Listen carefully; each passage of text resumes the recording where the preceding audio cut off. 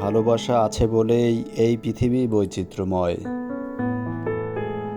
আর সেই ভালোবাসা যদি হয় বিড়াল, কুকুর কিংবা ছাগলের মাঝে, তাহলে তো ভালোবাসার গল্প আরও রোমাঞ্চকর ও প্রাণবন্ত হয়ে ওঠে। আজকাল যেখানে মানুষের মাঝ থেকেই ভালোবাসা হারিয়ে যাচ্ছে, সেখানে এই প্রাণীগুলো তার ব্যতিক্রম। আল্লাহর সকল সৃষ্টির মাঝে ভালোবাসার উদয় হোক, এই প্রত্যাশাই রইল।